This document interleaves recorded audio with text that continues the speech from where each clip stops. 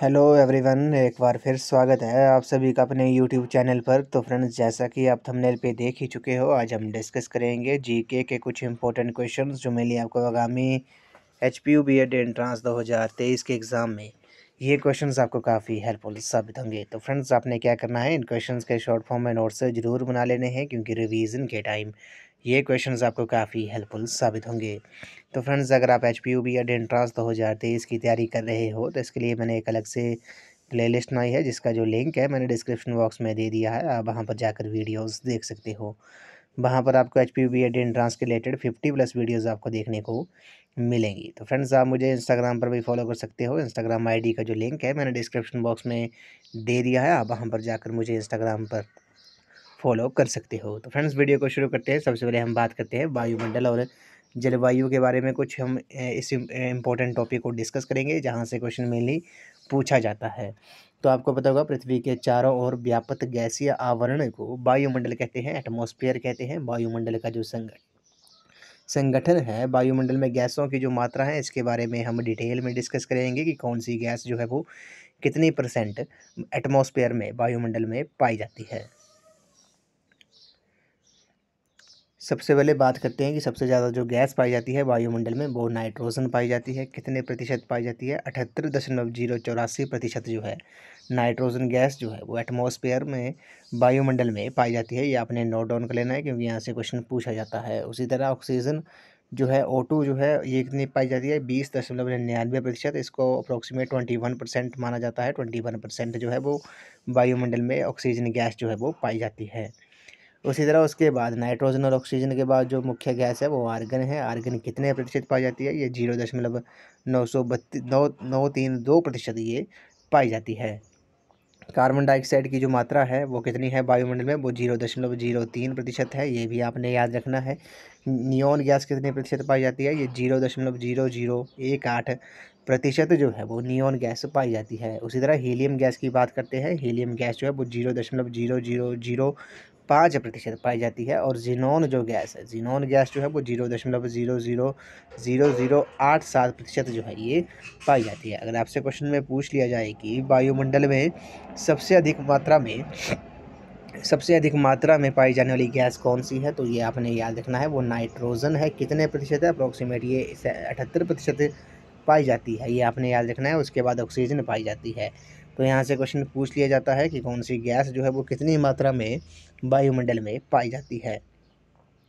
उसके बाद हम बात करते हैं वायुमंडल की जो संरचना होती है। तो वायुमंडल को तापमान के आधार पर 5 मंडलों में विभाजित किया गया है। एटमॉस्फेयर को टेम्परेचर के बेस के ऊपर 5 लेयरों में, 5 लेयर्स यानी कि 5 मंडलों में भी विभाजित किया गया है। कौन कौन से वो मंडल हैं, उनको हम डिटेल में डिस्कस करेंगे। सबसे पहले बात करते हैं क्षोभ मंडल के, जिसे ट्रोपोस्फियर भी कहा जाता है।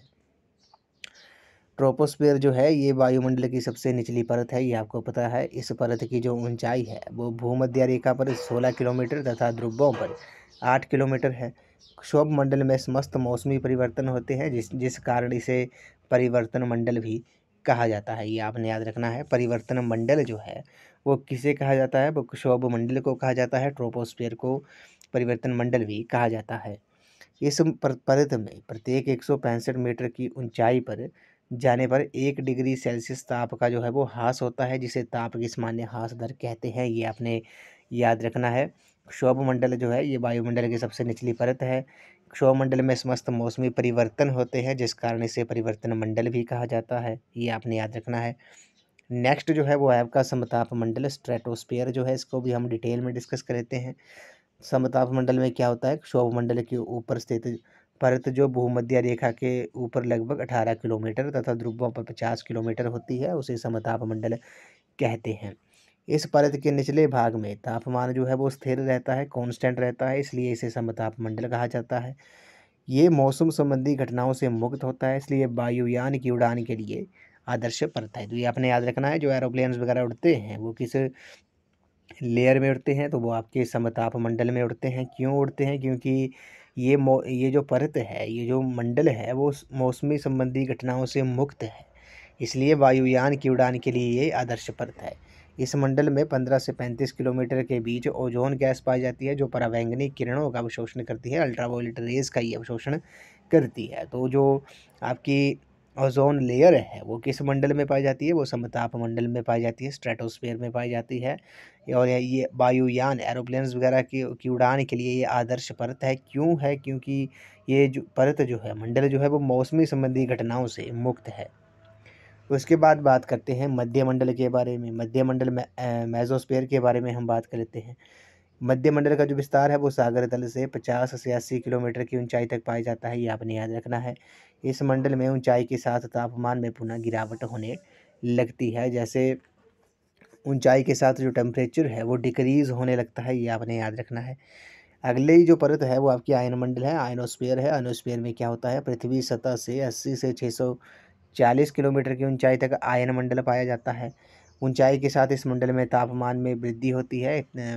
जैसे ऊंचाई बढ़ते जाएगी वैसे वैसे टेम्परेचर जो होगा वो इनक्रीज होता जाएगा। यहाँ पर विद्युत चुंबकीय कण पाए जाते हैं तथा रेडियो तरंगों का परावर्तन होता है।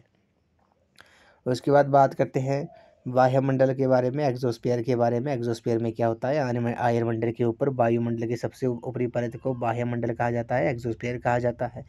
यहाँ हाइड्रोजन तथा हीलियम गैसों की प्रधानता है। तो ये एक्सोस्फीयर में मेनली हाइड्रोजन और हीलियम गैस जो है वो पाई जाती है। अब बात करते हैं वायुमंडलीय दाब के बारे में, एटमॉस्फेयर प्रेशर के बारे में। पृथ्वी की एक निश्चित इकाई या क्षेत्रफल पर वायुमंडल की सभी परतों द्वारा पड़ने वाले दबाव को वायुमंडलीय दाब एटमॉस्फेरिक प्रेशर कहते हैं। वायुमंडलीय दाब को वायु दाबमापी से मापा जाता है, बैरोमीटर से मापा जाता है, ये आपने याद रखना है। वायुमंडल दाब एटमॉस्फेरिक प्रेशर की जो इकाई है वो बार या पास्कल है, ये आपने याद रखना है। बैरोमीटर के पठन में तेजी से गिरावट, उस तो बैरोमंडल के पठन रीडिंग में तेजी से गिरावट जो होती है वो तूफान का संकेत होता है, ये आपने याद रखना है। यहाँ से क्वेश्चन कई बार पूछा गया है। तो एटमॉस्फेरिक प्रेशर का जो है वो वायुमंडल दाब को बैरोमीटर से मापा जाता है और इसकी जो इकाई है, यूनिट जो है वो बार या पास्कल है। बैरोमीटर के पठन के इसमें तेजी से गिरावट जो होती है वो तूफान का संकेत देता है। उसी तरह पवन के बारे में, विंड के बारे में बात करते हैं। पृथ्वी के धरातल पर वायु दाब की भिन्नता के कारण वायु में जो गति उत्पन्न होती है उसे पवन कहा जाता है, विंड कहा जाता है। पवन की दिशा एवं गति को दाब प्रवणता, कॉरियोल्स बल, अभिकेंद्री त्वरण तथा भूतल से घर्षण जो है वो प्रभावित करते हैं। अब हम बात करते हैं कुछ इंपॉर्टेंट क्वेश्चन है, जैसे किसे संसार की छत यानी कि रूफ ऑफ द वर्ल्ड कहा जाता है? तो रूफ ऑफ द वर्ल्ड जो है वो पामीर के पठार को कहा जाता है, ये आपने याद रखना है। संसार की छत जो है, रूफ ऑफ द वर्ल्ड जो है वो पामीर के पठार को कहा जाता है। अगला प्रश्न है, which is the largest delta in the world? तो which is the largest delta in the world? तो सुंदरबन जो है वो लार्जेस्ट डेल्टा है विश्व का। कहाँ पर है ये? भारत, पश्चिम बंगाल और बांग्लादेश में ये स्थित है।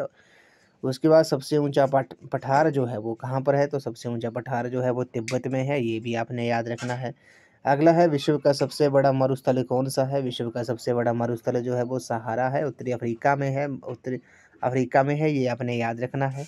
अगला है, OASIS क्या है? तो OASIS क्या है? ये एक रेगिस्तान के बीच में एक ऐसा उपजाऊ क्षेत्र है जहाँ पानी और वनस्पति उपलब्ध हों, ये आपने याद रखना है। स्टेपीज घास के मैदान जो है कहाँ स्थित है? ये एशिया और यूरोप में स्थित है। कालाहारी और सहारा नाम से क्या प्रसिद्ध है? तो ये मरुस्थल जो है कालाहारी और सहारा जो है वो आपके मरुस्थल है। अगला है, किस देश में सर्वाधिक वन क्षेत्र है? तो सबसे ज़्यादा जो वन क्षेत्र है वो रूस में है, ये आपने याद रखना है। तो यहाँ से मोस्ट इम्पोर्टेंट क्वेश्चन है कि रूफ ऑफ द वर्ल्ड जो है, संसार की छत जो है वो किसे कहा जाता है?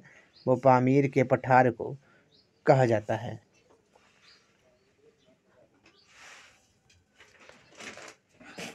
अगले हम डिस्कस करते हैं भारत के प्रमुख लोक नृत्य, famous folk dance of India. इनके बारे में हम डिटेल में डिस्कस कर लेते हैं कि कौन सा लोक नृत्य है वो किस स्टेट से संबंधित है। तो सबसे पहले बात करते हैं भरतनाट्यम के बारे में। भरतनाट्यम का जो संबंध है वो किस स्टेट से है? वो तमिलनाडु से है, ये आपने याद रखना है। उसी तरह कथक जो है, कथक जो संबंध है वो उत्तर भारत से है, ये भी आपने याद रखना है। कथकली जो है वो केरल स्टेट से संबंधित है। उड़ीसी जो है उड़ीसा स्टेट से है। मोहिनी अट्टम जो है वो केरला से है, ये आपने याद रखना है। कुचिपुड़ी जो है वो आंध्र प्रदेश से है। काफ़ी इंपॉर्टेंट क्वेश्चन है, यहाँ से क्वेश्चन पूछ लिया जाता है। मेनली जो है वो भरतनाट्यम हो गया तमिलनाडु से। कथक हो गया वो उत्तर भारत से है, कथकली हो गया वो केरल से, उड़ीसी हो गया वो उड़ीसा से, मोहिनी अट्टम जो हो गया वो आपका केरल से हो गया, कुचिपुड़ी जो है वो आंध्र प्रदेश से है, बिहू जो है वो असम से है, ये आपने याद रखना है। भांगड़ा और गिद्धा जो है वो पंजाब से है, घूमर और कठपुतली जो है वो राजस्थान से है, गरबा और डांडिया जो है वो गुजरात से है, तमाशा जो है वो महाराष्ट्र स्टेट से है, ये आपने याद रखना है। ये कुछ इंपॉर्टेंट फोक डांसर्स थे इंडिया के जो किस किस स्टेट से ये संबंधित है, ये आपने याद रखना है। नेक्स्ट पे डिस्कस करते हैं, ये कुछ पॉलिटी के इंपॉर्टेंट टॉपिक है जहाँ से क्वेश्चन कई बार एग्जाम में पूछे गए हैं। सबसे पहले बात करते हैं योजना आयोग के बारे में, प्लानिंग कमीशन के बारे में। तो भारत में योजना आयोग का जो गठन था वो केसी नियोगी समिति की सिफारिश पर 15 मार्च 1950 को किया गया था, ये आपने याद रखना है। ये एक गैर संवैधानिक संस्था थी जिसका पदेनाध्यक्ष प्रधानमंत्री होता था। इसके स्थान पर अब नीति आयोग का गठन किया गया है।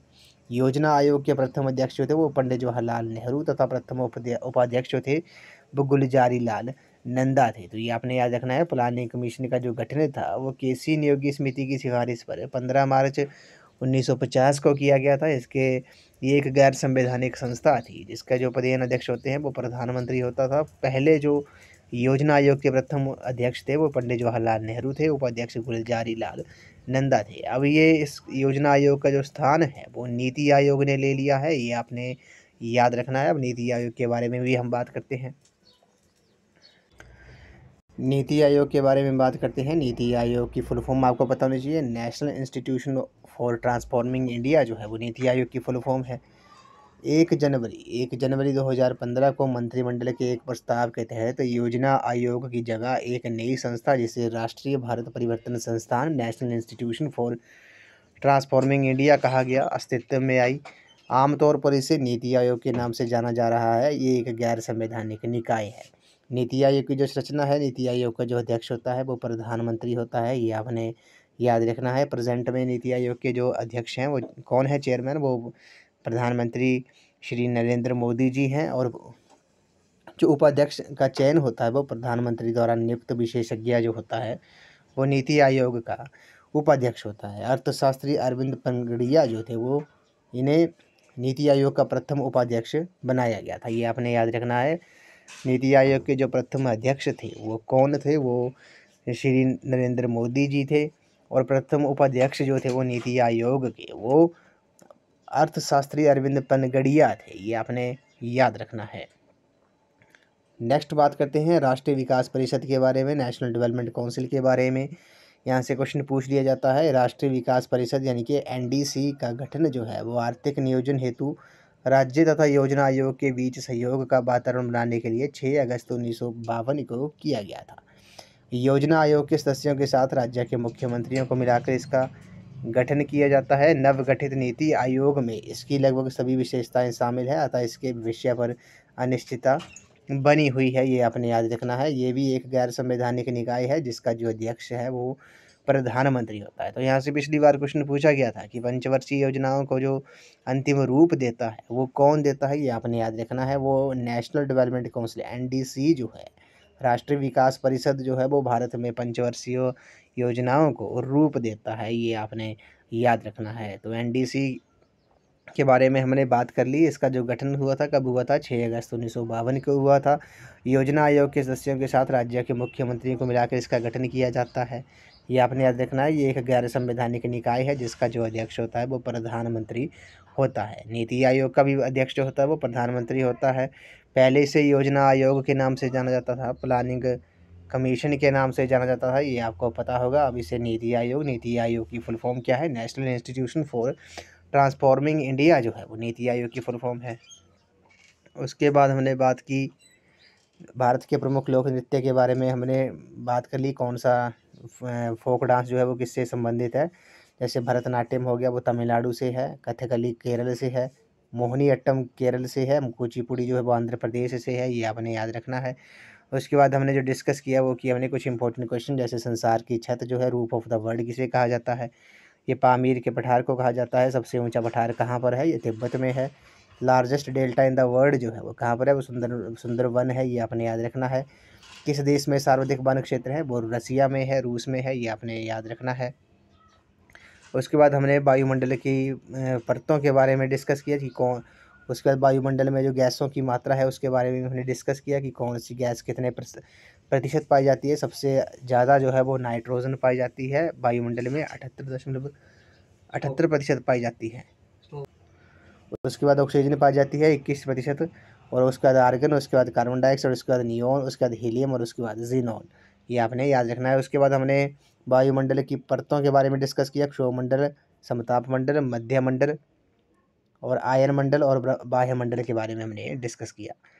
तो फ्रेंड्स आज की इस वीडियो में बस इतना ही। आज हमने जीके के कुछ इंपॉर्टेंट क्वेश्चन डिस्कस किए, कुछ इंपॉर्टेंट टॉपिक डिस्कस किए जो मेनली एचपीयूबी एंट्रेंस जो है वो वहाँ से क्वेश्चन पूछता ही है। एक या दो क्वेश्चन तो वहाँ से पूछेगा ही। इन टॉपिक्स को हमने थोड़ा डिटेल में डिस्कस किया ताकि आपको एचपीयूबी एंट्रेंस में ये क्वेश्चन काफ़ी हेल्पफुल साबित हों। तो फ्रेंड्स अगर आप एचपीयूबी एंट्रेंस 2023 की तैयारी कर रहे हो तो इसके लिए मैंने एक अलग से प्लेलिस्ट बनाई है जिसका जो लिंक है मैंने डिस्क्रिप्शन बॉक्स में दे दिया है, आप वहाँ पर जाकर वीडियोस देख सकते हो।